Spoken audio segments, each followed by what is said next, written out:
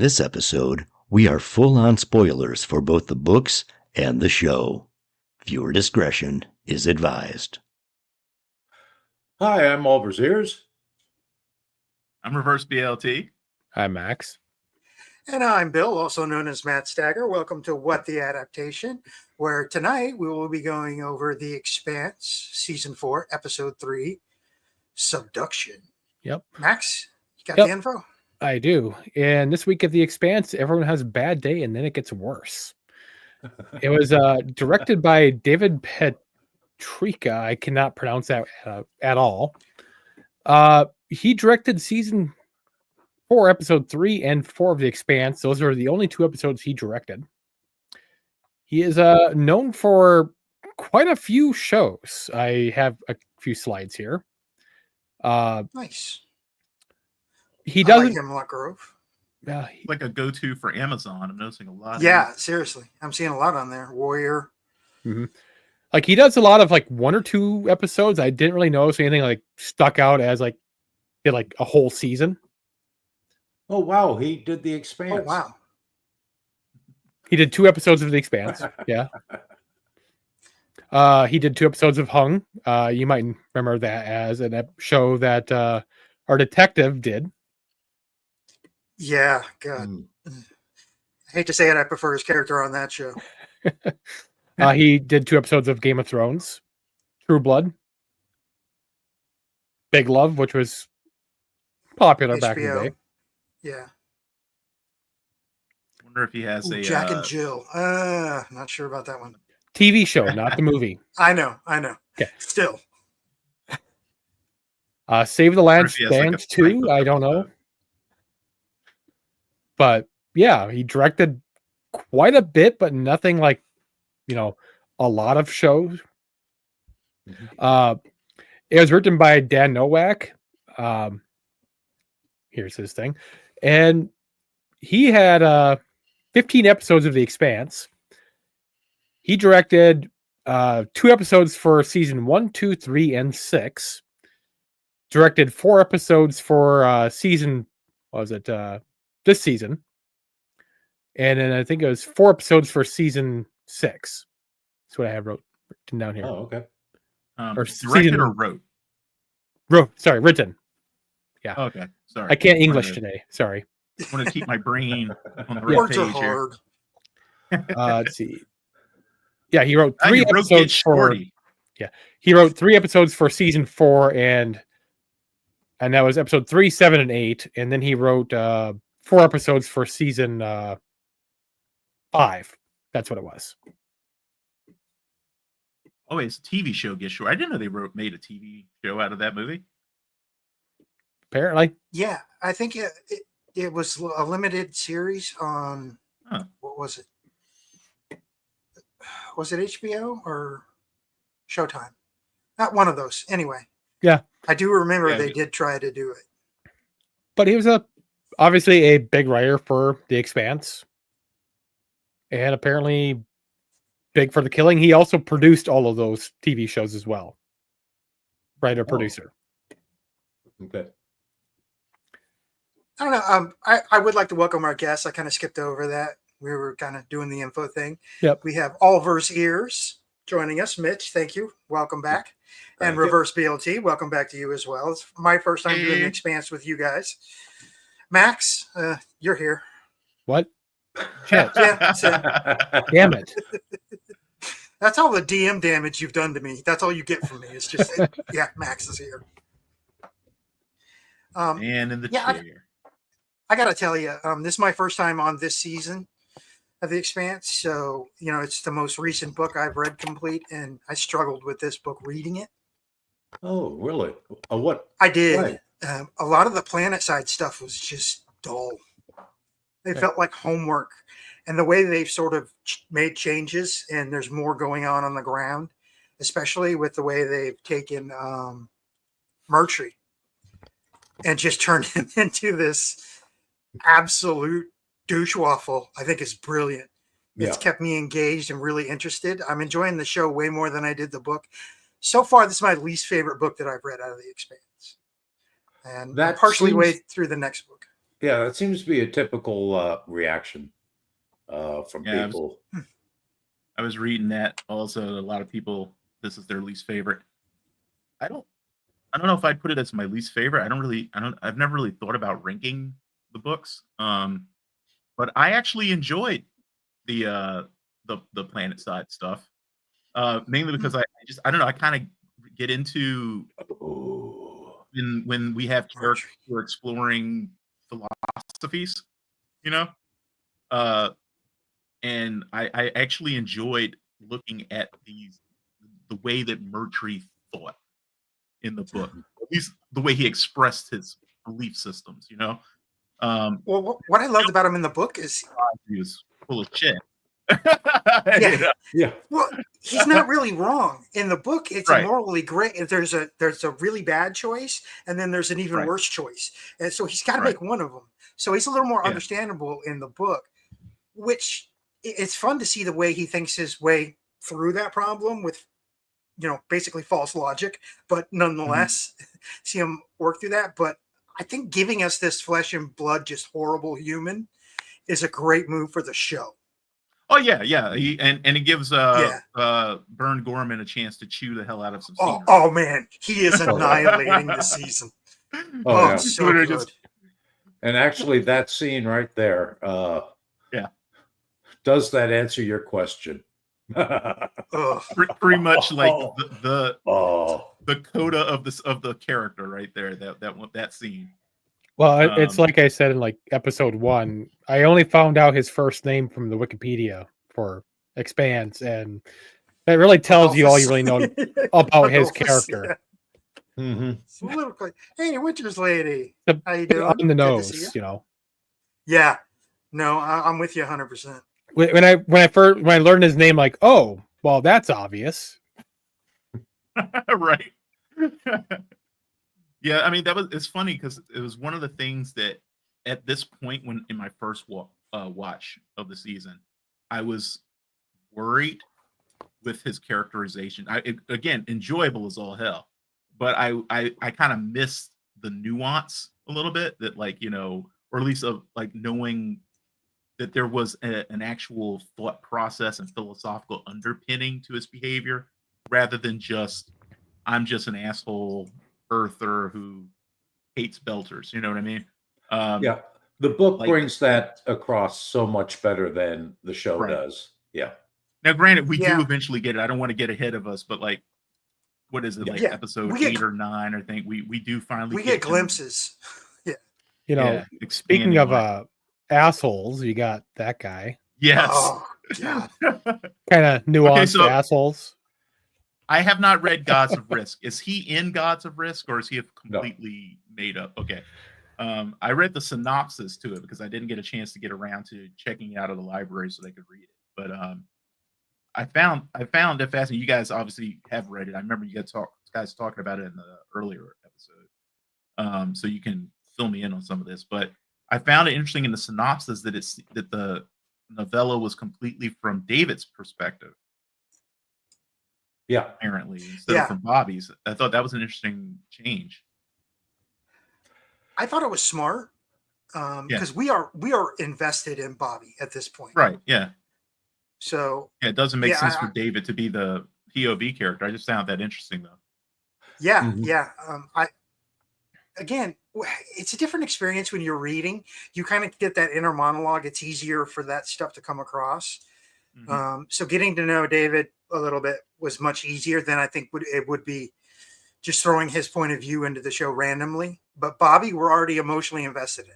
Yeah. Right. So And Esau was actually in the novelette or novella, but he was the implied character Ah, who owned Lily. So we didn't meet him, but his character was implied. he was just sort of looming in the background. Gotcha. Yeah, yeah. I haven't read the novella. That was the other thing I was got yelled curious at today about. for that. So it's probably a great segue to the first question tonight is, what was changed from the source material, and did those changes impact your enjoyment of this episode? Okay. I want to bring up one thing, but I'd like it to be the last thing in this particular category because I think we may discuss it or we may just go, yeah. For me, the number one thing is that the family dynamic, Lucia and Felicia and Jacob, Jacob slash Basia from the books.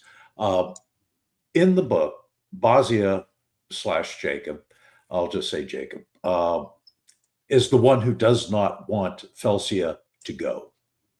Here in the show, they've reversed that dynamic, also having reversed the dynamic as far as who's a part of the cells, the terrorist cell there. But so we still have the person involved in the terrorism, if you want to refer to it that way, which I did, is still the one who doesn't want Felicia to leave. So you've got this very conservative type person who, wants the family to stay together and so on.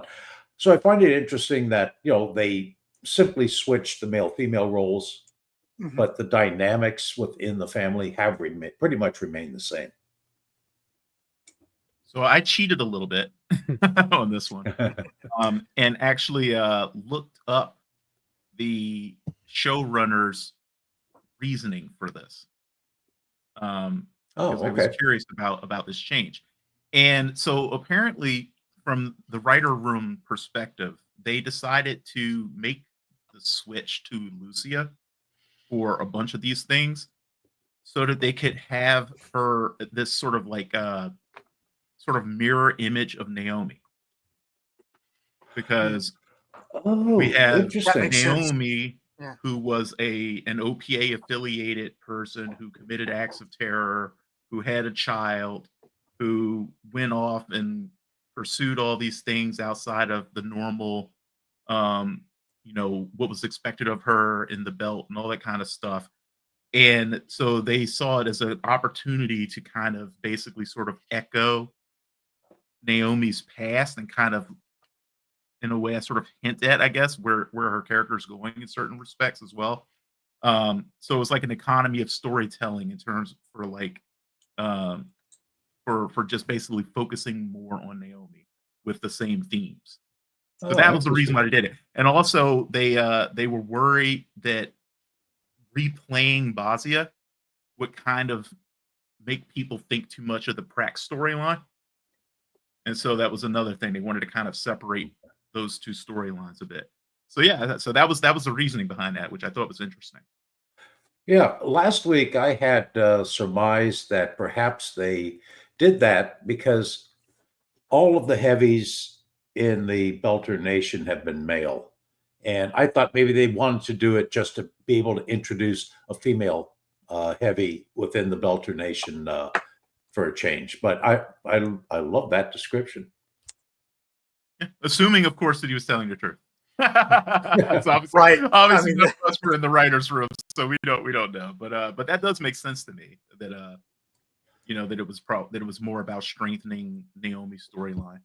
Just like the whole reason of bringing her down the well instead of leaving her in orbit. It's the same thing. It's like was to give her some stuff to do, and also because, and I don't know, you this might be the thing you wanted to mention, because this was something that I missed the first time around, like just like with Mercury getting some of his motivations out, was I missed the not having Havelock in the invitation.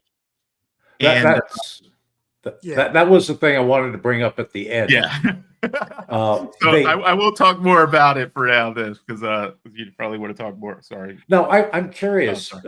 Can you think of any reason why they would not introduce that character? Because a little later on in the show, within this season, we do have someone on board who is sort of an enforcer, but in a minimal way. And Havelock is, we know him already, and perhaps maybe that same reasoning you talked about, not wanting to reassociate with Prax, perhaps they didn't want to reassociate back to the whole Eros, well, not Eros, but back to the earlier books with that character. Well, fortunately, Shankar talked about that too. So apparently that was largely just because of wanting to make room for the expanded storylines for the characters who the audience cares about more. Because they wanted to, so mainly because they wanted to bring forward the Bobby storyline and give Avasarala stuff to do to keep her in the show. So they were looking at what storylines can we trim down or cut out completely because they don't really go anywhere further down the road.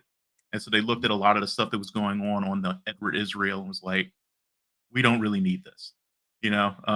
And so that's what happened to Havelock, basically. Yeah. And, you know, within the books, a good chunk of what he does is the interaction with Naomi, which is not happening here at all. So they don't need him for that reason as well. Exactly. Yeah. And that the whole true grit element that was served by Naomi's, you know, expedition on the Edward Israel is done by her trying to survive in gravity. And it's pretty much it serves the exact same purpose basically for her character growth. So yeah, the now I would have, because and granted, like, you know, I'm trying to remember, I'm pretty sure this doesn't happen, but like I would have been upset about them cutting him out of the show, like really upset, if we had had a moment of him interacting with Proto Miller in the book, which I think was like a major missed opportunity, because I definitely would have written it that way. He would have had a moment with Proto Miller, you know? Since that doesn't happen, honestly, yeah, there's really no purpose in having Havelock in the story, I think. Yeah. Okay. Honestly, most of the changes, and you know, there are significant changes, I'm enjoying better than I did the book. Like I said, I don't know if it was my frame of mind when I was reading this. It was the holiday, had a lot going on, I was getting ready for surgery. So, you know, maybe it was that, but I just didn't cotton to the book as much as I did to the episodes so far. And well, I'm enjoying the changes. Yeah, and throughout all the seasons and all the books, the show has been far more dynamic than the books, which is to be expected because they're cramming more into a smaller time frame, you know, time frame as far as our experience of it. So it is so much more dynamic, and I think it happens with almost any adaptation anyway. Yeah, you lose so much of the minutia because it's not needed for a presentation in a video format. You know, I've only seen one scale, you know, 1-to-1 adaptation. It's the Stephen King miniseries of The Shining. And I'll let you guess which is better, the Kubrick version or the miniseries version. It's the Kubrick version. Is about, yeah. Okay. I've not seen the miniseries, but the Kubrick version was about as close to. Yeah, that usually doesn't work very well. It did not. It wasn't horrible, but at the same time, it's just not as good. The only one I've seen that is dead 1-to-1. It did not work. Yeah. Kitty. Yeah. I think so. I know that one of the parts of the question is like how any of the changes impact our enjoyment or whatever. There is only one scene I think that I thought was like, I don't know how to say, sort of maybe ham-fisted a little bit, and that's the scene where Amos goes to get the generator from RCE. You know, I love that scene. It's just, it's funny and it's fun, but it's stupid. You know what I mean? Like, and what I mean by stupid is that Amos comes across as an idiot in that scene.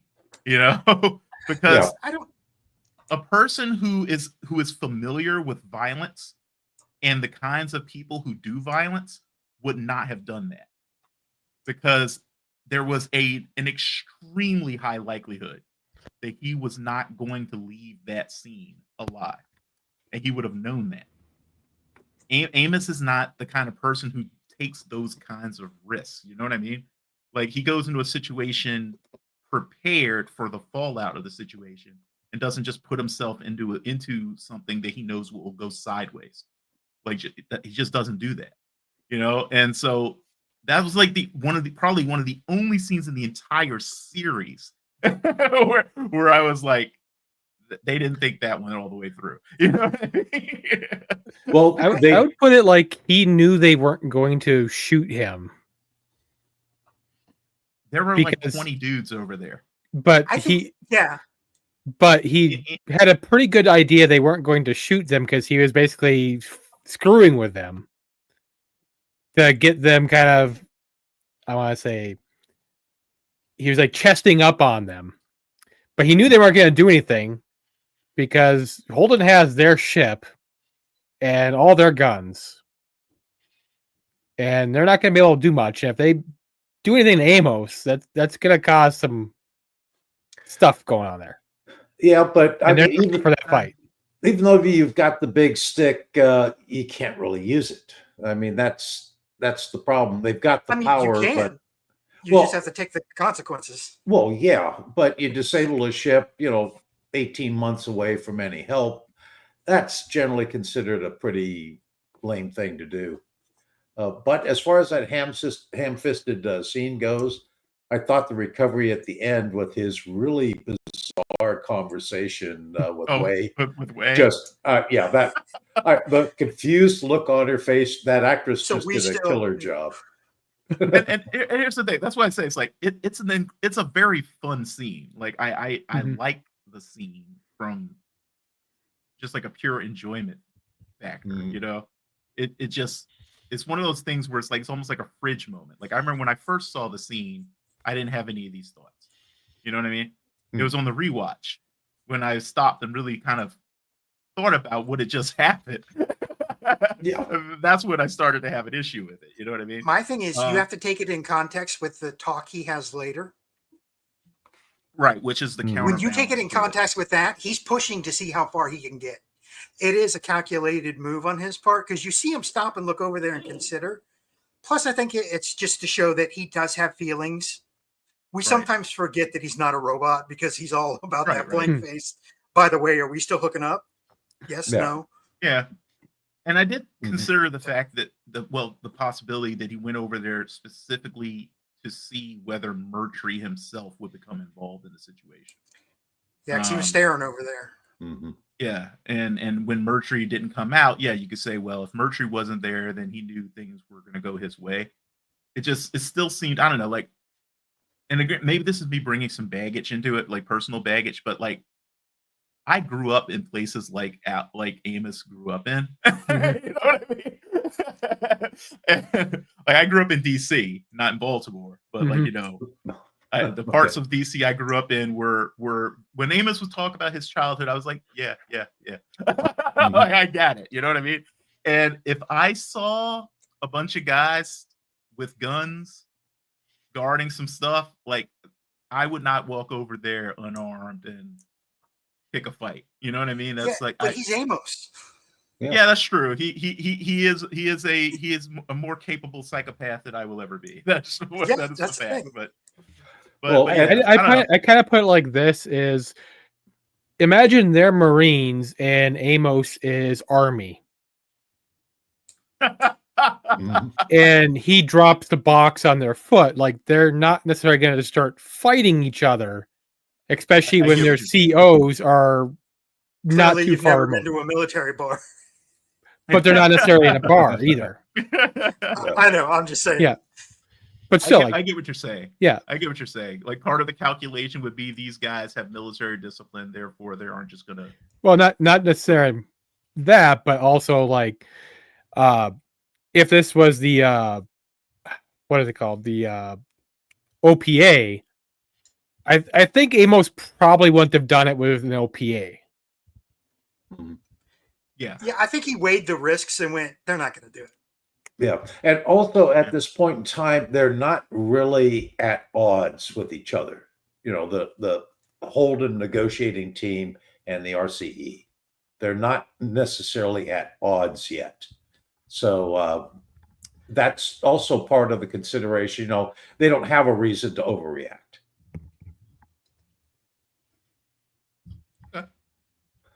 Now, Yeah, following especially up, when their major consideration is that their leader overreacted the night before and shot a man. So yeah, following up on the Amos Murtry thing, just a few sequences after that one, you have Murtry standing in his doorway having his morning coffee, and Amos is just watching him. yeah, he's just And mad dogging him.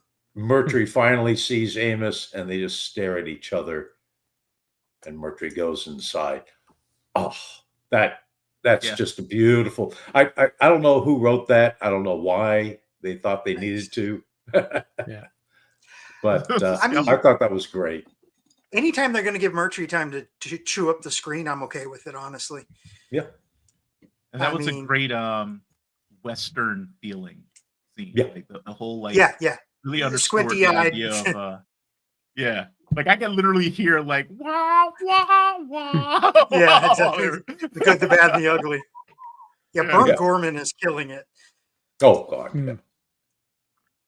And of course that brings us to one of the best scenes ever, which was them having their, I think one day that will get bloody moment in the bar, which was fantastic. And yeah, it definitely underscores what you guys were saying about the idea of him testing him, because there was a definite shift in Amos's behavior in that scene. Like, for one thing, he demonstrates that he knows full well what Murtry's name actually is.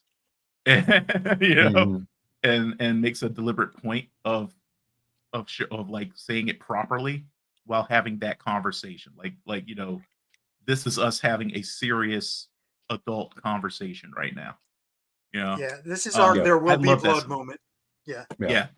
And I also loved how Murtry was sitting there in the dark until he turned the lights on, because it shows he was there the entire time, waiting to have that conversation. Yeah. You know? Now I have what I call my notable quotables, and one of the last lines from that interaction, and Murtry says, "Someday I think you and I will end up bloody." How about now? Oh, we're here now. Yeah, I love it. He's like, I'm free right now. Yeah, that was a great With that moment. blank, dead-eyed robot stare. Yeah. I'm free right now. Oh, and that little motion with the hand, you know, I'm free right now. You know, it's that, you know, I think some of the best scenes, and you know, I've got my list of best scenes here. It seems like we've kind of moved into that already. Murtry, I think, is in every one of them. Yeah, I'm not gonna lie. He was kind of the focal point of the episode. Whenever he was on screen, you know, it just popped. You knew something good was going to happen. It's probably a good segue to our second question: is favorite scene or dialogue? I saw what you just popped up, Max. That was definitely a fantastic little bit of dialogue there. Where he's explaining to him how he knew he was a killer, just looking for an excuse to kill. Which again gets into what we were talking about his book motivations, right? Like the way he sees the world. He very much sees the world. So I've never played D&D, but I've read about some of the alignments and stuff, and it's like he would be a really good example, right, of like lawful evil. Probably. Yeah, because it's like he wants to do evil, but he needs the exact right justification within the law. You know, it's like he can see someone that he wants to shoot, but he will not shoot that person until he can figure out a way that it's legal to do it. You know what I mean? And it's not even about getting away with it for him. It's literally just in his mind, it has to be the right way to kill the person. You know what I mean? And I think he's one of the greatest examples I've ever seen of that kind of character, who's just like weaponizes the law. Yeah, exactly. Yeah, he needs structure to his darkness. It can't be all over the place chaos. He's not the Joker. He needs absolute structure. I just smacked my mic. I don't know if anybody heard that. It's like I think I was talking. My big mouth, kind of takes up everything. So I think we're good. Yeah. I was thinking of something, like, but now I can't think of what it was. But no, Anyway. like that whole segment with Amos Murdy, that was my favorite scene of this whole episode. Maybe second was him and Way conversation about are we still together? Yeah, that was pretty funny. I liked Way a lot in the books, and so like I was happy to see that they didn't change. Well, actually, I guess they expanded on it a little bit actually in the show. It was more. I feel like more implied in the books than directly out there for the most part. But what was one of the things? Oh yeah, I remember. One of the things I definitely noticed in that scene, again, like that scene is like sort of really the heart of this episode, but like Amos has this thing that they've done several times throughout the show where when he's confronting someone, he grabs their drink. You know what I mean? Like he did that in season 1 with Miller, where he goes to have a conversation with Miller after he gets season 2. Sorry, season 2. True, yeah. After he kills Dresden and gets kicked off the ship, and Miller's there, like, drinking his sorrows away, and Amos comes in, and granted, in that case though, Miller offers him a drink, right? But then Amos essentially bogarts exploring.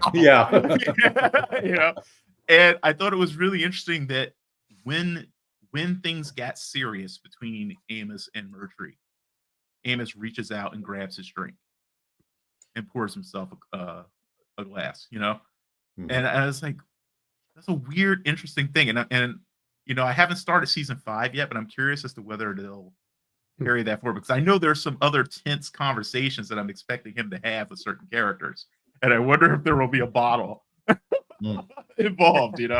Right. Wonder if this is like Iron Man is constant snacking. Yeah. He just goes just and like takes a little drinks. weird through line.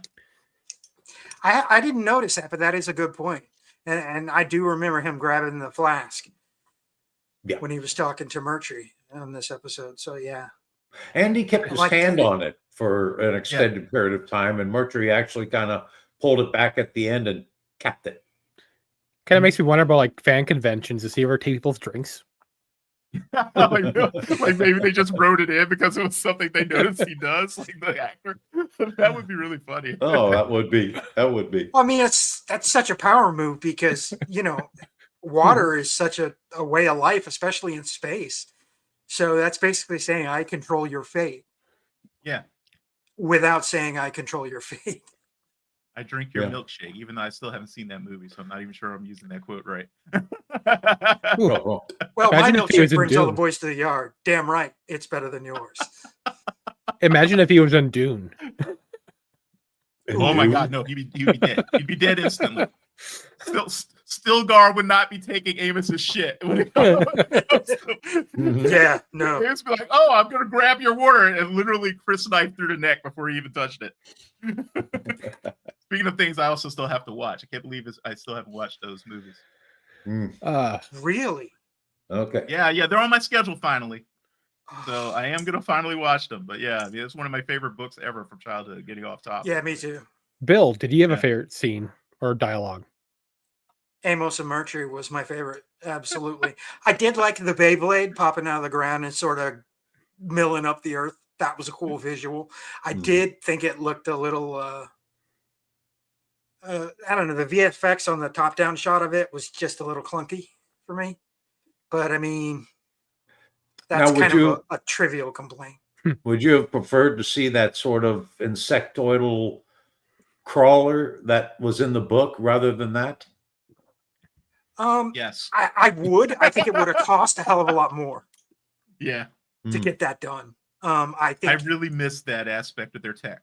But yeah, that would have looked awesome. That would have been a great moment. But like I said, that's an expensive moment. Yeah. So I can understand why they changed it. It's like they shifted the alienness of the builder's technology away from, how to put it, away from like form and more towards just scope, if that makes sense. So it's like Oh, yeah.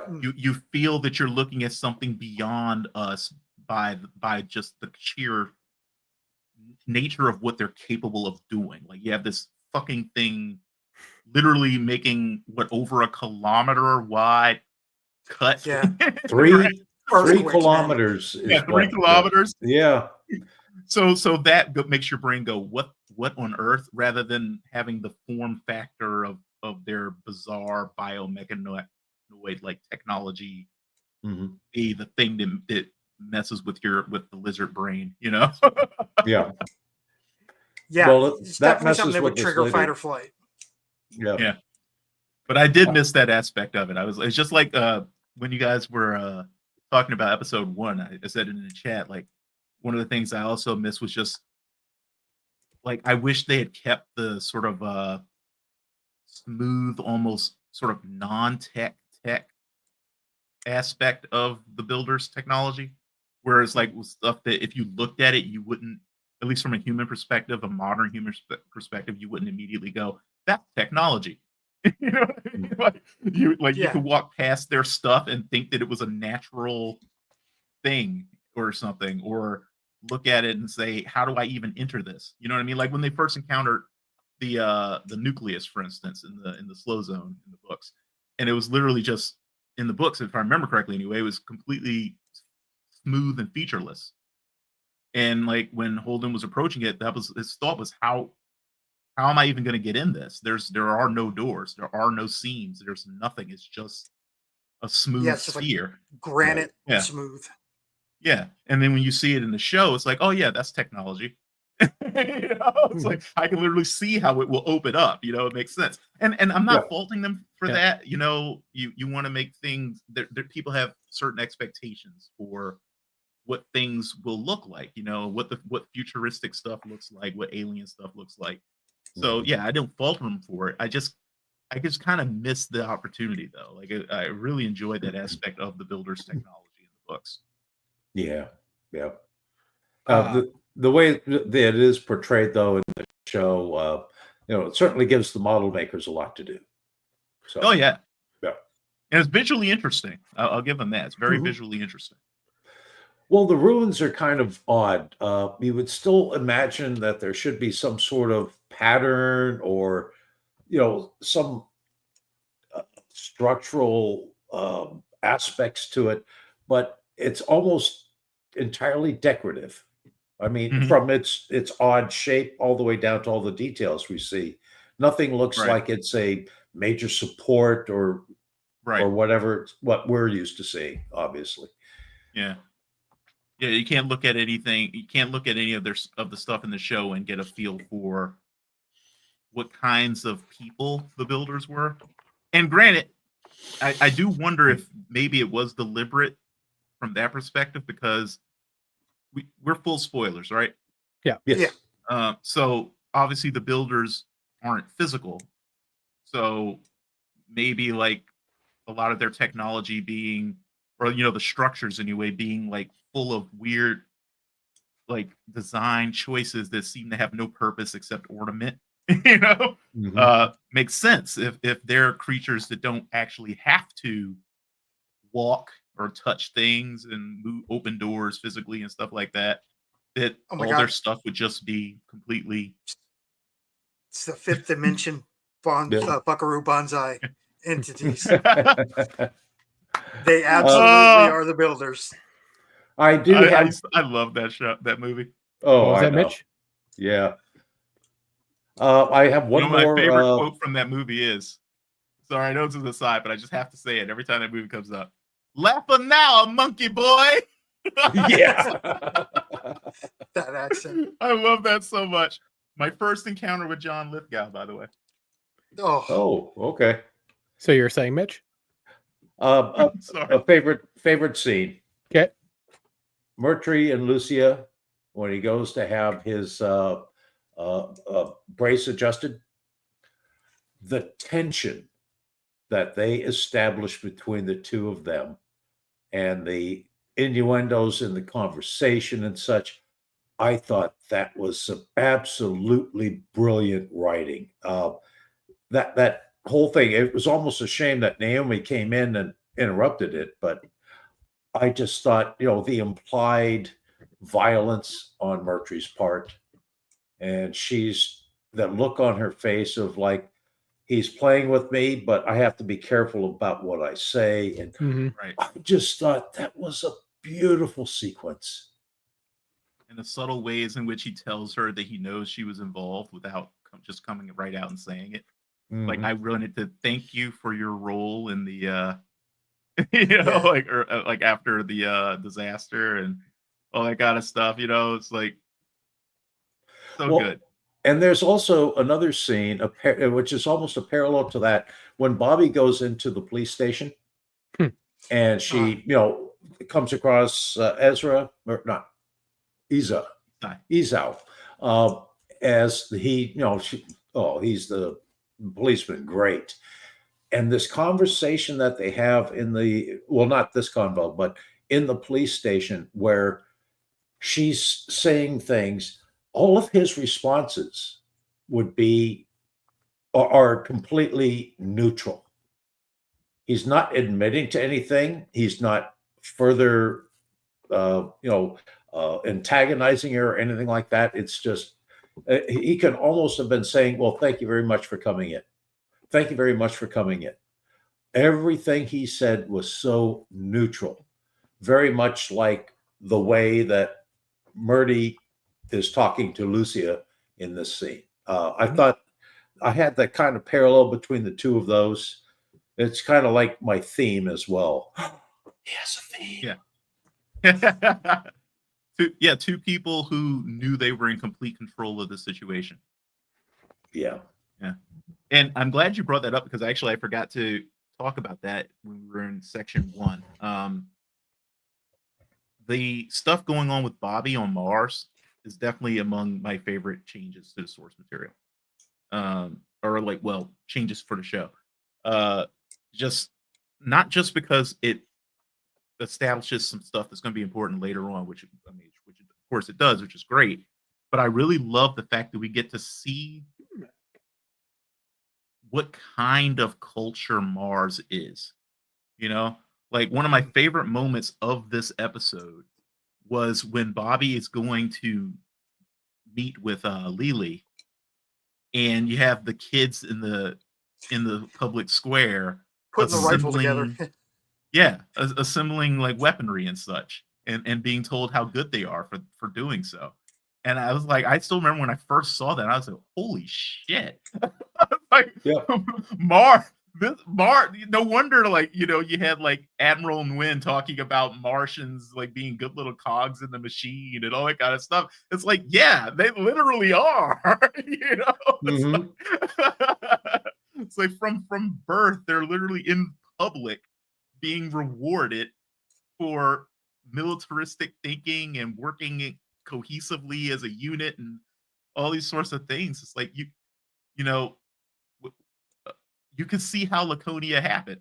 Like you really can. Yeah. It's right there. And as I had mentioned last week when we were talking about episode 2, one thing that Arjun comments to Officer Allah about is how it's so fascinating that the Martians are generational thinkers. They're not in it for now; they're in it for the long term, and that kind of not inoculation, but Indoctrination. indoctrination, that's the word that you're just mentioning, is exactly how they're able to accomplish that. Mhm.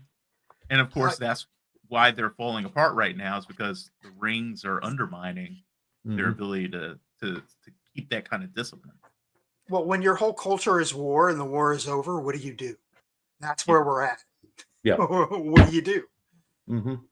Well, and also with the Bobby thing, and once again with oh God, why do I keep forgetting his name? Isai? Esau, yeah. Probably because his name is really similar to other names, but also very different from Yeah. most names we would say. So yeah, it's one of those weird It's like things. an S name and Wheel of Time. They all Yeah. blend together after a while. And it's not said that often. You know, you pick it up off of, you know, who the actors are. But one comment he also makes is that to Bobby is that what was it? Mars is going to need more like you. Basically, you know, she has this, you know, great love for Mars and everything, but he's already pointed out to her it's a lost cause. Yeah. The rings are open. We don't have to wait generations, you know, to be able to walk on the surface. And she's fighting it and fighting it. And, you know, he basically agrees with her saying, well, Mars is going to need more like you. Exactly. And there aren't very many like her anymore. No. Well, that's the thing is that, you know, she's kind of the last of her kind, the lone samurai, the Ronin out there in space, masterless, but, you know, seeking honor all the same. I definitely get that vibe from her character. Okay. I like that. Yeah, that very much actually sums up a lot of Bobby's arc. Now that I think about her overall arc, she definitely is like that kind of sort of like, wandering soldier looking for a good cause to fight. Mm-hmm. Should Mars be allowed to die? Can it ever be stopped? Even be stopped?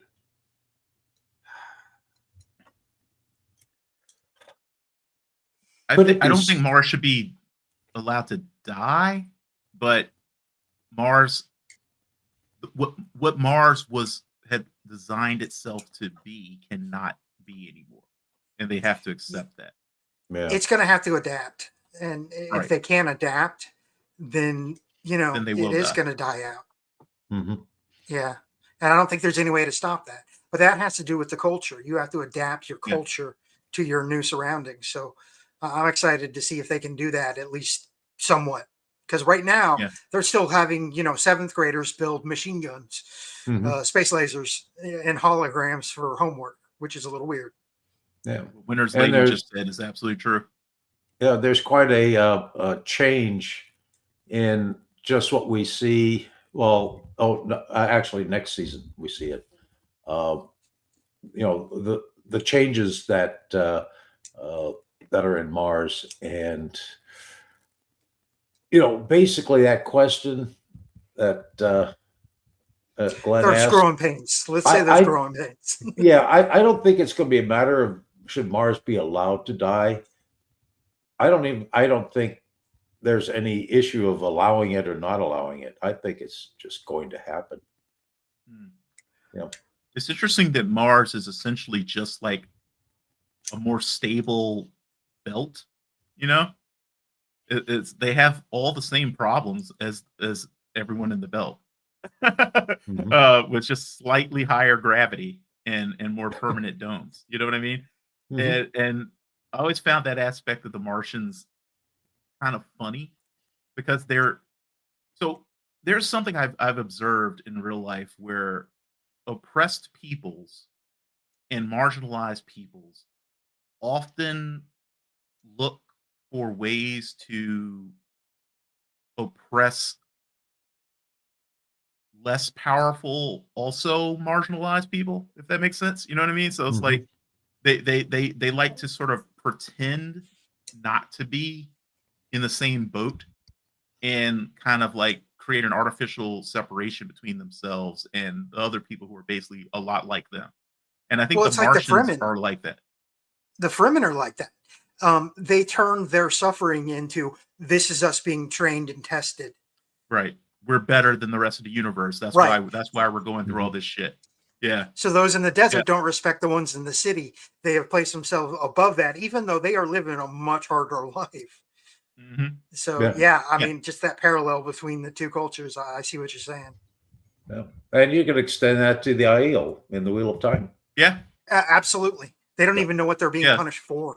Yeah. Which is hilarious. And look how much they hate the Tinkers. Go figure. Yeah, they hate the 12th. I won't say more because obviously we're not we're not full spoilers for that necessarily. And I shouldn't even try to do that anyway, since I still have not read past book 5. Because I'm okay. I'll be careful about saying things. Unfortunately, I have had quite a few major events spoiled because the internet is dark and full of spoilers. But you know, I there's a lot I don't know also. So, but yeah, neither here nor there. Off topic. I'm trying to keep the tangent under control. Speaking of that, were there any other production quality stuff we wanted to talk about? I actually have one nitpick that's going to be really weird, and it's presented kind of tongue in cheek because again, this is an amazing show, one of the best adaptations of anything ever made. It really is. But I have to say I noticed this and I started laughing because it was one of those things. So the scene where Lucia is lecturing Naomi about, like, you know, stop trying to pretend to be all tough and shit and hit back up to orbit or you'll die. Mm-hmm. Her her tattoo applique looks fresh. It's shiny. Light. It's very exactly. You noticed it too? Yeah, I did. It bugs. I'm a tattoo guy. In case anybody hasn't noticed, I have tattoos from Wheel of Time and other stuff. So I very much pay attention to tattoos when I see them, and my eye immediately went to that. Went, ooh, they just put that on. They didn't have time to dry. Yeah. Oh no, I'm never not the only that. one who noticed that. No, the light refraction off it was crazy. I'm like, yeah, that's fresh. Was really funny. Maybe it's a future tattoo. Maybe they have that, you know. It refreshes itself every 3 hours. Yeah, well, that's right. Maybe it's like LEDs, you know. They just like the tattoos the dragon gets in Rodian. They have holograms that go off of them. You never know. Exactly. Holographic dragon tattoo. Yep. Which I don't think we're going to get in the show, unfortunately. Again, I'm getting off topic though, but yeah. No. But yeah, that was my only real nitpick though. I noticed that I just couldn't unsee. Yeah, I saw that too. I was like, wow, that is really shiny. How about the lightning you're wearing strikes? a Firefly shirt, and I'm calling it shiny. So how about the lightning strikes? I have that as my note. The sound effect for it was just, I loved the sound effect for it. It wasn't real. It was, it was an unreal lightning strike. And it's, I don't know if they were trying to aim for that, almost like the atmosphere has different properties, therefore it's going to sound different. I think that must have been deliberate because because you're absolutely right. It felt alien. It felt like is it actually happening? You know what I mean? Like it didn't sound like lightning. And you're absolutely right. And it was really cool what they did there. It has almost a laser-like sound. Yeah, it's like this weird little kind of. Yeah, with a harmonizing hum. So a laser, which is plasma, and lightning, which is plasma, sounds like plasma. That's a plausible plasma. Yeah, sure. So, how about our Elida costume? I love her. I think we lost Reverse. He's speechless. You're muted. No, he's speechless. It's a rare moment. Actually, I thought she had another outfit on that I think I liked better when she and Arjun. The red hooded fur, the long red dress and coat. I believe it was blue when her and Arjun were talking just before the guy walks in with the lowdown on Nancy Gao. Okay, can you hear me now? Yep. Yeah, now we can hear you. Yeah, there's a problem with the USB connection to my mic, and I bumped it, and it did something weird. Anyway, sorry. I thought you were speechless for Elida. Well, I am. Hey, I am unafraid to admit that I am very much horny for Shore. Okay, 100%. That is an incredibly attractive woman. You read my comment, right? She's like 20 or 30 years older than I am, or whatever. She's very hot. She's always been hot. She will probably always be hot. That's just a fact. Yeah. But what I was gonna say though, before you guys realized that I was muted and everything, was that she actually has several very Elida costumes in the show. Mm-hmm. Like she wears a ton of red in this show. Yeah. She does. There's a picture of her in the snow. She has this red coat on. The hood is back. It's got fur around the outside of the hood. And I mean, it is just Season red 1. and black, and it is gorgeous. And the I moment mean- I saw that, I was just like, yes. Maybe that's why Raph cast her, is because they already had the wardrobe. Yeah. He Yeah, I did think say he's- he had her on his board on the wall as dream casting for a certain Didn't he character. say that So- like when someone, like I thought it was like 3 years ago or something, someone asked him if there was like one character that he had instantly chosen an actor for or whatever, and I think he said that recently that it was her for Elida.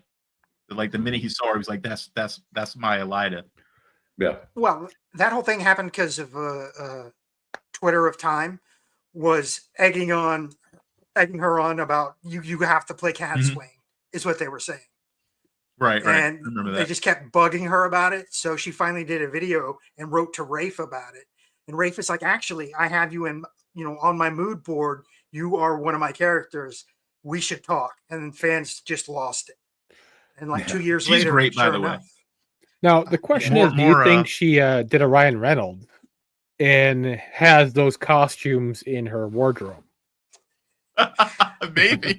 Who I knows? mean, sure, I don't why think not? so though, because I think it was pretty clear for when she was posting on Twitter about it that she hadn't read the books at the time that people were talking to her or sending her Right. a bunch of messages. But she's super great with fans and everything. So it's like I knew that the minute that the fans started trying to draft her into the show that it was going to happen. Because if the fans let her know they want her to do something, she's probably going to do it. You know what I mean? She's just that kind of person. So one of the things that's really cool about her. Well, it's Yeah, funny that's when great. I first watched The Expanse with my wife and she showed up. I'm like, oh my God, I have such a crush on her. My wife's like, yes, me too.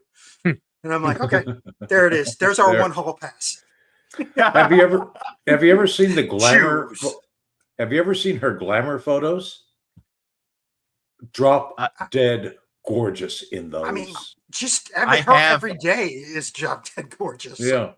I mean, I so, have yeah. like I have one of her like sepia tone modeling pictures from Iran when she was like young. Oh, Wow. So- Yeah, she has literally always been incredibly beautiful. It's no shock. So if we have no other things about cinematography, we could talk about best worst actor or actress, which is more of Bill's hall passes. Yeah, well, hey, tell me you wouldn't. Show her Akaloo, man. Come on. well, I'm going with my same guy, Byrne. Yeah, Bern Gorman, absolutely. Like I said, every scene he's in, it's going to be good. Something is going to happen. Even if it's just him and Amos staring at each other, it is riveting. Mm-hmm. So The I got to guy's- give it to him. He has such an expressive face. So I mean, it's a good looking face. You may or may not consider him handsome. It depends, but it is a good looking, solid face, and he knows how to use it. I mean, you usually don't make it very far as an actor for very long if you're not considered handsome on some level. Depending on his Usually. character, I find his face a little weaselly, but only when he's like playing a weaselly character. Like this character, I get more of his first name Yeah. sort of thing, going on with him more than, say Game of Thrones, where it was just creepy and icky and it was meant to be that way. And he looks like a weasel. But he was a fucking legend. No doubt, for all the wrong reasons. I could see him eating like a tomato, like that one guy in Game of Thrones, Ugh. just to screw with you. Mm-hmm. Or was it whatever fruit it was, what the hell it was? You know what I'm talking about? Peach? Yeah. I can't remember what the hell the Yeah. guy ate. I have no Just- idea. Never saw it. Just with that visceral scene of like just screwing with the audience for eating that fruit or whatever it was. Yeah, it was done in a very, very sexual manner that was just, ugh. Yeah. It's just very, if it doesn't give you the icks, you are the problem. The worst is always Denethor. I'm with just the saying. And Lord of the Rings. Oh No, God. If he had did that to Amos, that would have been hilarious. Just that scene of him eating that fruit thing to Amos. That would have been a perfect scene. It would be hilarious if there was an outtake where he just told him he was a fucking legend. I'm a fucking legend. So I'm gonna go a little bit weird. I'm gonna break the rules here a bit, and I'm gonna say two people that I want to just spotlight in this episode for their acting. And that's Frankie and the actress who plays Lucia. One of the things that I'm always impressed with is nonverbal emoting, and those two did some amazing nonverbal emoting throughout this episode. Mitch, you mentioned earlier the interaction that Lucia had with Mercury. When he first approaches her while she's getting water, the way she conveyed her fear of this man through no words at all was just so amazing to me. And the scenes on Mars, thank you, Rosa. Is there an L missing there, or is it actually Gilmore? Gilmore or Gilmore? I don't know if it's Gilmore or Gilmore, but yeah, she was very good. Gilmore. It's Gilmore. Okay. Yes. And Bobby, Frankie, is her performance had so many little physical things going on that were conveying a lot about where the character was mentally right now. Like, I was noticing, for instance, that after she made the decision to go ahead and do what Isai wanted her to do, and she's going into the restricted area, her shoulders are rounded over. Mm-hmm. Yeah, she's hunched. It was such a subtle little thing how she drew herself in. And Frankie's a large woman. She's like just shy of 6 feet tall, and literally probably the most perfectly cast member of the entire cast. You know what I mean? Like, she's so close to her book counterpart, it is ridiculous. But she's a earlier woman. Glenn was complaining she's too short. Yeah, well, yeah. I mean, what is she, 6'4" in the books? I know she's she's freaking huge. Yeah, but I mean, 6'7". Okay, so she's literally a Spartan. She's a Spartan too. But yeah, she's about as close as we're getting in real life to book Bobby, and I just loved like all the moments of like when she's walking around and looking at the various trappings of Mars. You can see how she no longer sees everything that she's familiar with through the same eyes. Like, she conveyed that so well. Like, you can see a little bit of cynicism and doubt creeping in even before her conversations with Isai, where she's like seeing like, the displays talking about, oh, the Martian future and this, that, or the other thing. And you could almost see her going, right. Like, and she looks at it, Yeah, the rose tinted glasses are off. They're off. Yeah. So I just had to credit them because both of those actresses were doing such amazing non-verbal, just purely physical work in this episode. Yeah, I don't really have a worst. I don't think anybody did a terribly bad job. It's just nothing jumps out at me as ooh. Not even the Beyblade. It wasn't great, but at the same time, it was kind of cool. It was eye catching on that top down shot, not in the best way, but at the same time, I did imagine a giant Beyblade underground and just the top is sticking out. Okay. So it was his first scene. It had the jitters, Yeah, I understand. It's a little nervous. It happens. Oh God. There were definitely some moments where I kind of wondered to myself, in the words of an old high school buddy of mine, Brent, who always would say, that can't happen. Whenever we'd watch anything, we'd have to be like, Brent, it's a movie. Yeah. Obviously, 007 can't survive a jump from that height. It's a movie. You know? But Oh like, yeah, Tom when- Cruise can't really crawl on a plane like that. He can hold on, but he can't I was actually about to do say, it. Oh, it's Tom Cruise. He can do anything through the power of magic and Scientology. He broke his ankle on the last Mission Impossible. Have you seen that video? Zeno I didn't just catch it. reminded Anyway. of that one comedy movie where the two guys, I think it was The Rock and someone else, jumped off the roof and then they died. Aim for the bushes. Yeah. Yeah, it's one of the greatest subversions of that trope ever. You were like, oh, what's gonna happen? Oh no, they just died. Like I'd be like, oh no, what- we're at their yeah. funeral. Holy shit, it's a double funeral. I can't remember. Right, Yeah. Oh, there we go. The Other Guys. That was the Yeah. film. Oh god, that was Mark But I had a Wahlberg and moment, Will Ferrell, though. right? Sounds Yeah, about like, I right. literally have only ever seen Don't know. the opening scene. That's the only part I've seen of the movie.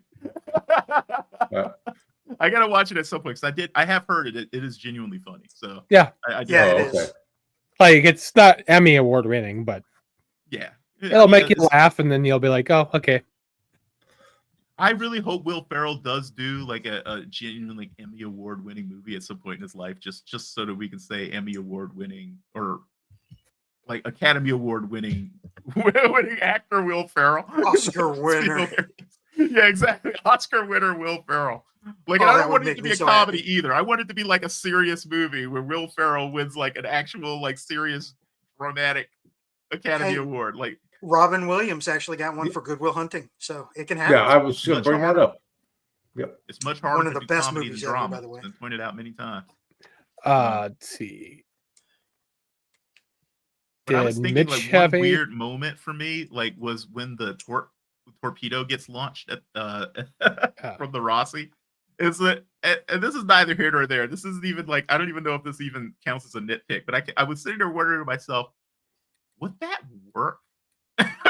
Not blowing up the alien structure, but presumably MCRN torpedoes are designed for use in space. So would they work in a vacuum? Would that torpedo have functioned correctly in atmosphere? That's what I was wondering to myself. Yes, because they used a targeting system from the control panel.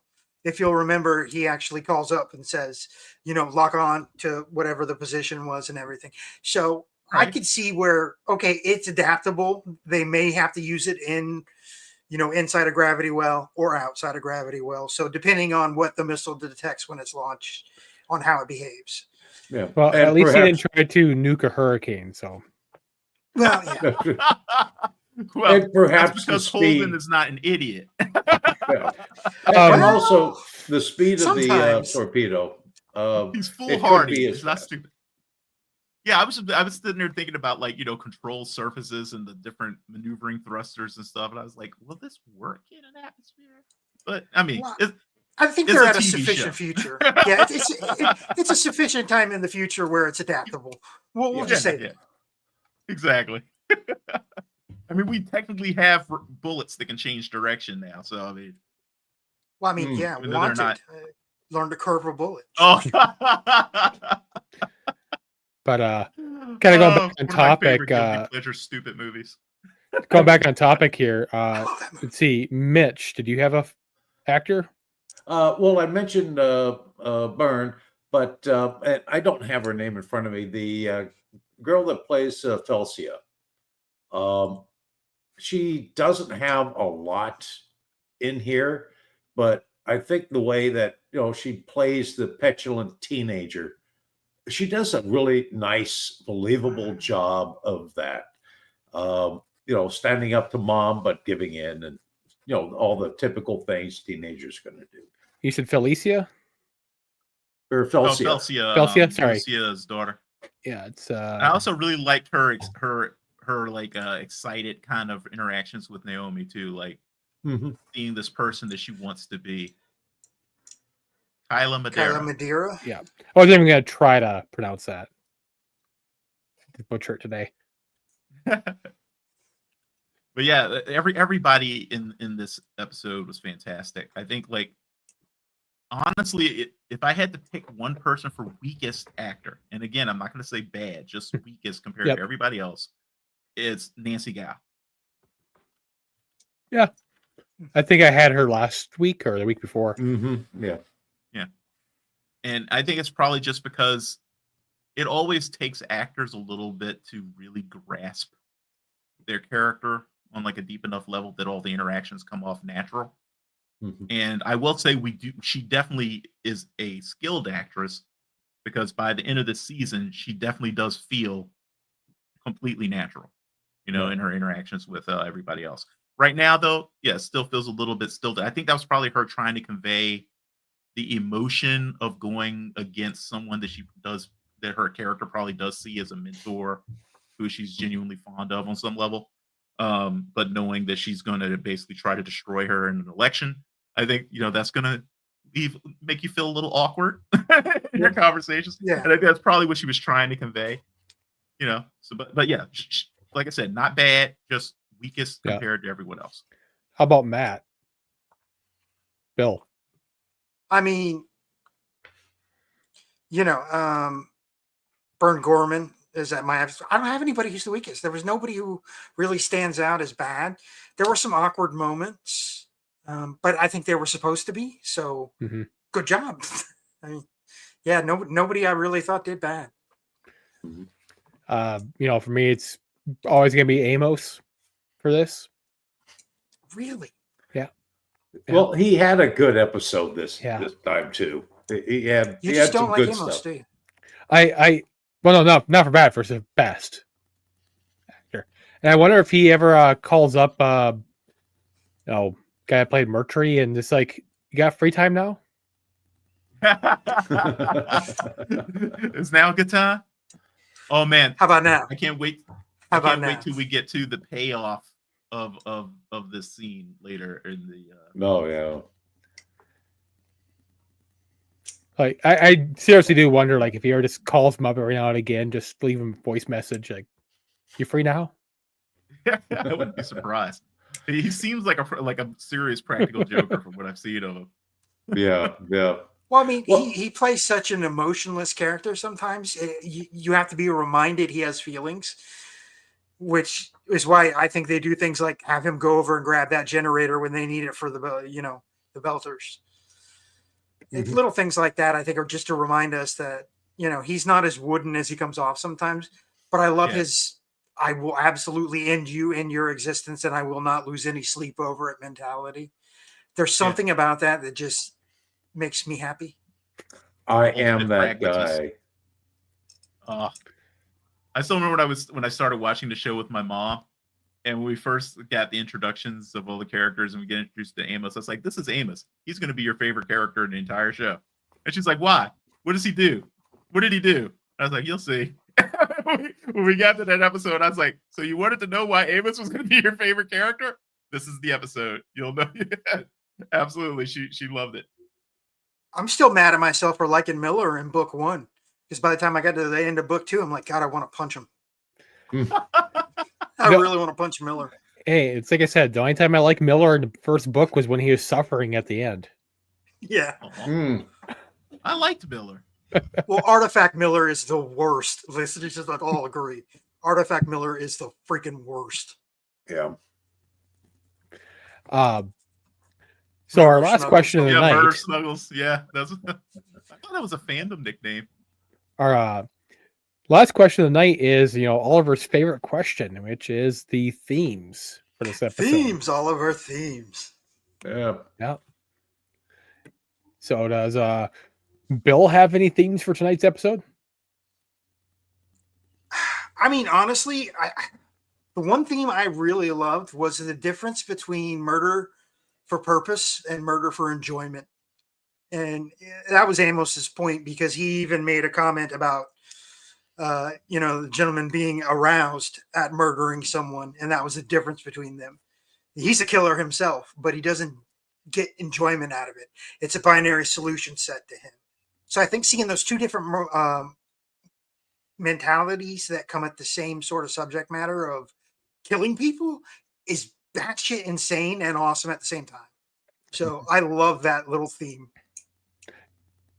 I would say that he probably did enjoy that murdering that one scientist, though, in season 1.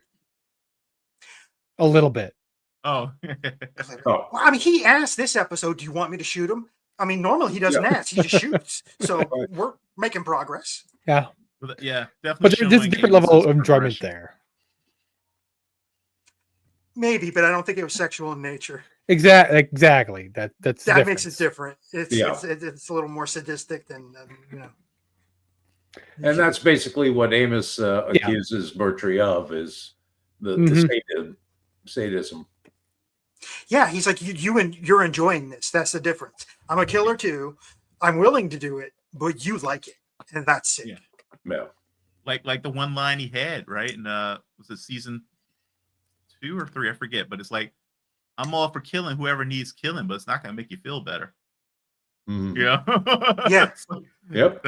That's who he is. It's like he kills Well, like I said, because it's necessary, not because It's a binary solution set. It's Right. if I want this, I have to kill you. Therefore, you must die because I need this. That's it. As far as he's concerned. And I mean, I think,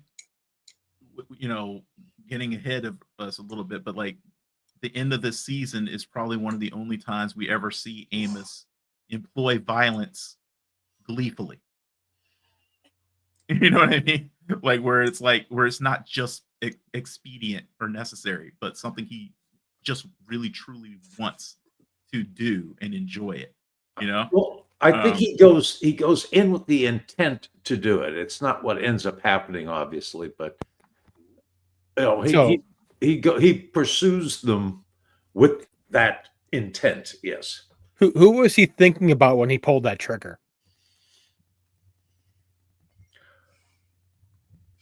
He was Quentin thinking about the whole Tarantino. crew.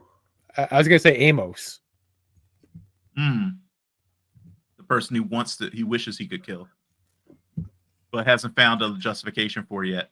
Honestly, I think that would be Naomi more than anybody else. Oh, that too. They have such a fundamental difference in viewpoints of the world that her existence is literally a blasphemy to the character on the TV show. Yeah, because I'm trying to think. That character would find her repugnant. Timeline was Amos before or after the Naomi conflict, where she had got at his face about with what's her face and him. We had that they conversation, argued for sure. And then was Amos before or after that? Yeah, the Amos conversation was before. Yeah. I can't remember if Amos took place after Naomi passed out, when she confronted him, or after. I believe right after she passed out, Murtry was listening in on the conspirators. Okay. So they had cut to that. So they'd already moved on to the next set of issues that are going to occur there. And they continued to carry out Butch Cassidy and the Sundance Kid ending. Yeah. Right. God. Yeah. But yeah, he is definitely thinking about one of the crew when he pulled that trigger. Yeah. And I thought it was interesting how I think a lot of people sort of look at that scene very surface level and think, oh, this is just a bad guy. He's bad because he's killing people, all that kind of stuff. It's like, but like you were alluding to, Bill, it's not the fact that he killed that made him bad. I mean, honestly, tactically speaking, what he did was the right thing to do, honestly. You know what I mean? Like, it was a 3-on-1. It was self-defense, but yeah. At the very least, it was right to ambush those people and try to take them down. But the reasoning for it, the true ultimate reasoning for it, was what tainted the act. Is that for one thing, he had way superior force in numbers. He didn't have to just mow everybody down. He could have taken them into custody and taken them in for trial and all that kind of stuff. But that's not what he wanted to do. He wanted to ensure that these people died.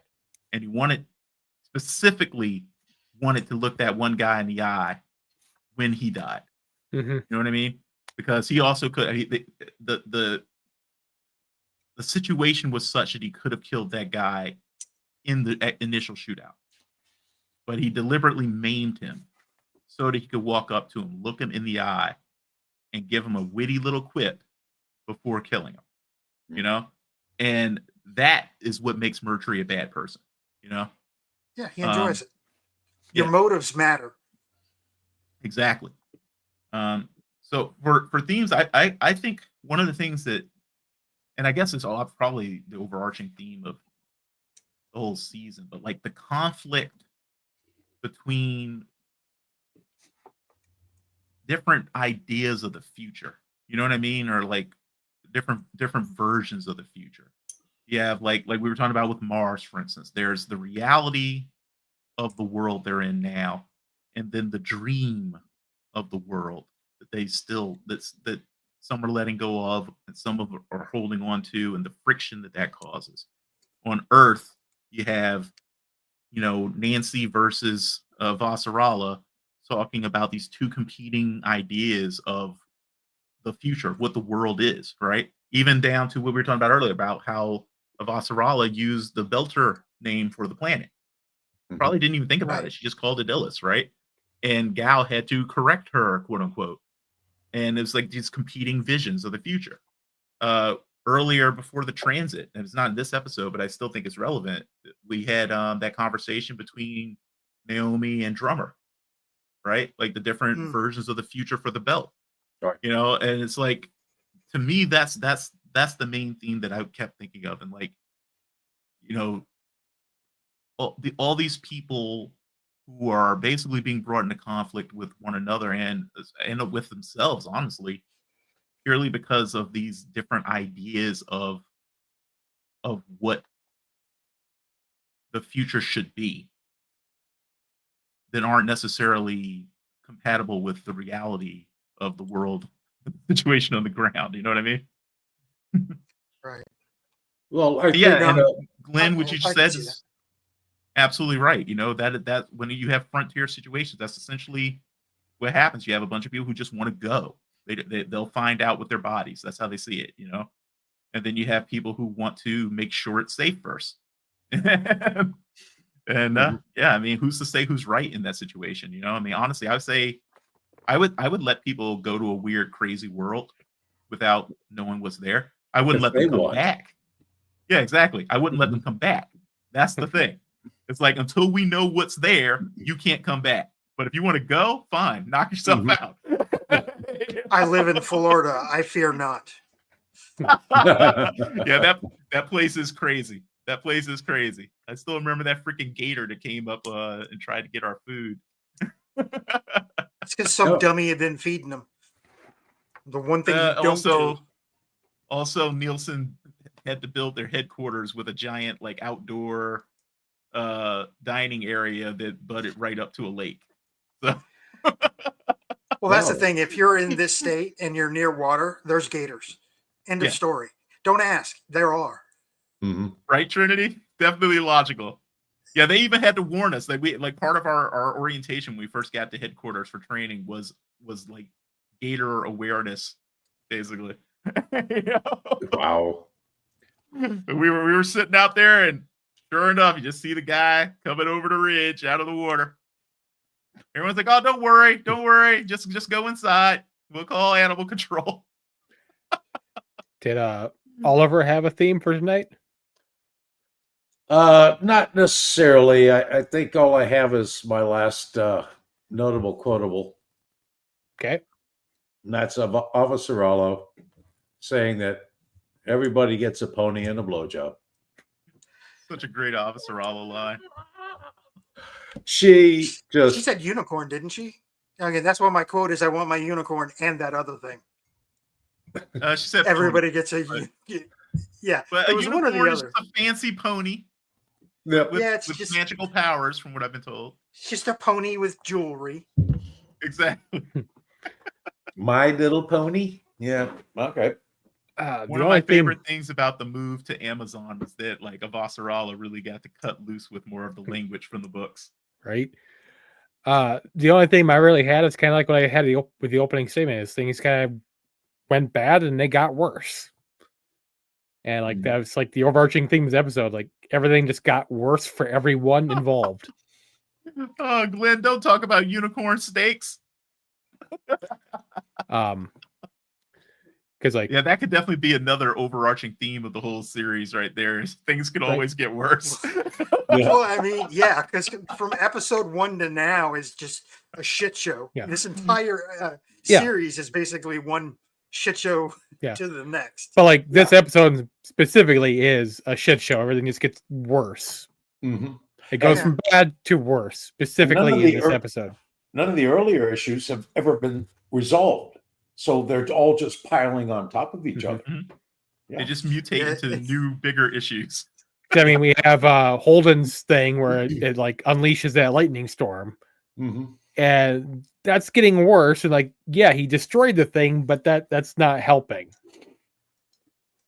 You And know, Winter's Lady, I'm with you, I Winter's think he's Lady. already talked about giving her some quotes that are not in the book. Sorry, I just saw that comment that Winter's Lady Yeah, same. said. Avasala's situation is kind of going from bad to worse in some ways. Oh, yeah. In some ways, It's He's just like- yeah. I'm not sure because I know how she handled this in the past, this Mhm. sort of thing, but it doesn't look like she's going to handle it the same way. And I'm like, oh, okay. So, okay. you know, Bobby's thing is kind of going bad to worse, and is just progressing. Oh, and that, you know what? Okay, there's one other weird little bit. So you guys helped me kind of see, Yeah. better with the Amos scene earlier. So maybe you can do the same here. Why on earth does Bobby, in her role Why in Mars? as a decommissioner of stuff, have the ability to access the full like records of everybody on Mars while she's like looking at these people and running them through the database to see who they are? Why does she have that access? I was sitting there thinking to myself, that's not the kind of thing you would just let a random person who's taking apart ships have the access to do. She would need access to everywhere in order to decommission the ship and do her job. So Yeah, it but could be she- they give her blanket access. I don't know. And is blanket access available to everybody working in that particular facility? You know, Yeah, I don't know. and is she just looking through facility people, or does she have access to the worldwide?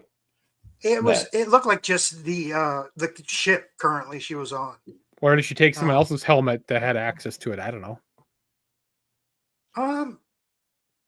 No, I'm because gonna put that in the plot hole category for now. yeah, I'm with you. It doesn't make a Because whole I- lot of sense. It definitely, I can- definitely helped move the story along. We did need her to find some way of recognizing that these guys were OPA, Mhm. and I get that. But when I saw that, I was like, I don't expect Mars security to be that lax. You know what I mean? Like that's a huge Well- security oversight, in my opinion. Like, Yeah, huge. considering how militaristic they are, no. I wouldn't expect that you would have that easy access. Unless, like I said, she's given it for a reason. Right. Um, And Could also be maybe a there was case a of, scene cut out or something that explained it. I don't know. or it could be a case of they just forgot to revoke her access because bureaucracy. That's entirely possible. It is the military. That's true. and I guess if we want to look for a reason that follows onto that, we could chalk it up to also things falling apart because of the general social decay going on because of the gates being open. And Laconia. Yeah. Oh, I'm so looking forward to the moment we finally get that spoken on screen. Oh. Yeah, I love the stuff I love everything that happens on Laconia. That's one of my favorite parts of the whole arc. Oh yeah, it's in fact. Has anybody heard anything about seasons 6 through whatever or 7 through whatever? The last I heard was that there was a script for a either a film or like a limited series, like miniseries kind of movie event kind of thing. That there were scripts written for it, but nothing about anything being greenlit. Yeah, I haven't heard anything about anything being sort of set to go. It'll come out the same year as the next season of Firefly. Oh Ouch, no! man. Don't say that. It's still too soon for that. So you're Fuck you, saying it'll Fox. happen the same time as we get like Half-Life 3? Is that what you're saying? Yep, next year. Oh wait, yeah, that's right. Half-Life 3 actually did get officially greenlit finally, didn't it? I think it actually did. So we can't use that joke anymore. Now, how long has it been? Well, Yes. since the show or since Half-Life? Well, since Half-Life, the show, I'm not familiar with it at all. That's why I asked. Oh, that's a game series. It's so there's Oh. there's a joke that the developer that created the Half-Life series and Portal series, the old joke is they can't count to 3 because they would make these incredibly successful franchises, but they would go 1, 2, and then everybody would be like, 2 "Where's and done. 3?" And they're like, "Oh, maybe eventually it'll happen." I think Half-Life it was literally what 20 years ago the Half-Life 2 came out. Something Probably like about that, yeah. Oh, okay. Yeah. So, and same thing. It was just a little after that was Portal 2. So yeah, but I think they actually did finally announce that the Half-Life 3 really actually is happening. Kinda, sorta. Yeah, kind of, sort of. Who knows? But But yeah, it's that same kind of deal. It's like Winds of Winter, Half-Life 3, all these things we will be waiting for forever. Yeah. But no, but there is a script which does put it at least somewhat in the realm of possibility. They wouldn't bother going that far to actually creating treatments and scripts if they didn't think it was possible. But yeah, no green light has happened. I think also that I did see something though about how they were shopping around for a studio to produce it, because I think part of the issue is also that Amazon's option has expired, so they need somebody else to actually pony up the cash to really make it, and then figure out distribution rights and all that good stuff. You know how it goes. So yeah, we probably are at minimum 3 to 5 years away if it ever happens. So okay. Does anyone else have anything else about episode 3, Subduction? Really good episode, and yeah, I love Amos, and I still will continue to love Amos. everybody loves Amos. Yeah. Actually, I thought this was probably the show that really kickstarts the rest of the season. Everything else was kind of a slow build-up. This one, well, with the exception of the very end of the last, episode 2, but this one really stepped up and made things happen. I mean, the end of this episode it's just the next step from the end of the previous one. If you really think about it, it's Right. the same thing happened, really, except on a larger scale. And yeah, it's, for those who don't know, we're getting into the meat of the season. Yep. and Amos even had a line that sums it right up, exactly what you're saying. When he tells Naomi, "I think the battle lines have been drawn." Mm-hmm. Yep. And he's absolutely right. Battle lines were And definitely Mercury drawn in was this right. episode. I think we'll be bloody. Yep. Can't wait. I know. All right. Bill, you want to do our outro? Well, guys, thanks for joining us. I especially want to thank all Verseers for coming back yet again as our semi-permanent expanse. I believe you're going to be here for the whole season, right? That's right. Yeah. Excellent. Thank God, because I won't be able to. I'm like, I need some consistency on this show. You're it. Thank you. reverseBLT, thank you so much for joining us. By the way, you should check his channel out. I was watching his Wheel of Time reactions before I ever met him. Great reactions. Go check his channel out. Max, screw you. I mean, I love you. Both. So, yeah, I want to thank Winners Lady, Trinity. Great to see you guys. Thanks for being here. Thanks for joining us and participating in chat. Glenn, you're here. Thanks, I guess. We think. No, I love you, Glenn. Thanks for taking care of chat. And Max, thanks for being the man behind the chair. Yep. And don't forget to be awesome.